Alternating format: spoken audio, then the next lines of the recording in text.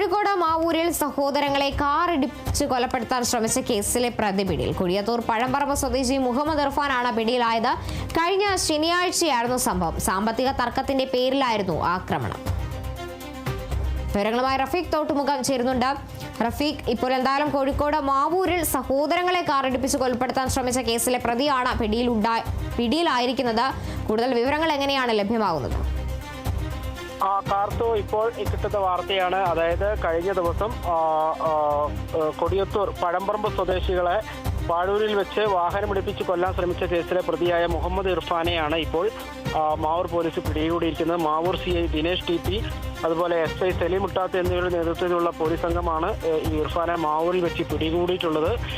കഴിഞ്ഞ ശനിയാഴ്ച കൊടിയത്തൂർ പഴംപറമ്പ് സ്വദേശികളായ സുഹൃത്തുക്കളായ തൻസീഫും ഈ കേസിലെ പ്രതിയായ ഇർഫാനും തമ്മിലുണ്ടായ പണമിടപാടിന്റെ പേരിൽ ആയിരുന്നു അന്ന് ഈ ഇർഫാൻ ഈ തൻസീഫിന്റെ വീട്ടിൽ കയറി മർദ്ദിച്ചതായിരുന്നു കേസിന്റെ തുടക്കം.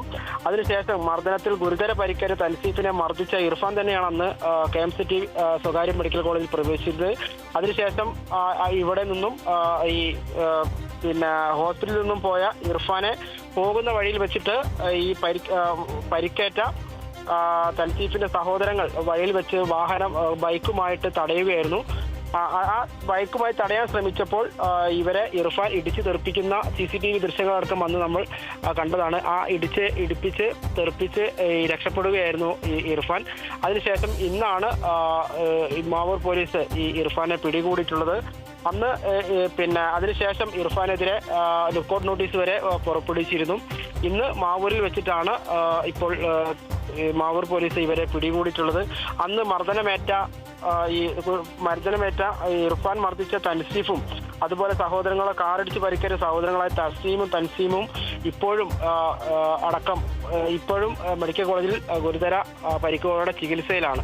എന്തായാലും ഈ ഒരു കേസിൽ ഇപ്പോൾ 2 മുക്കം പോലീസിലും മാവൂർ പോലീസിലും നിലവിൽ ഈ ഇർഫാനെതിരെ പരാതികളുണ്ട്, FIR രജിസ്റ്റർ ചെയ്തിട്ടുണ്ട്.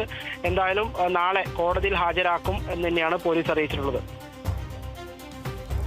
ശരി, വ്യക്തമാണ്. റഫീഖ് തോട്ടുമുഖമാണ് വിവരങ്ങൾ പങ്കുവച്ചത്.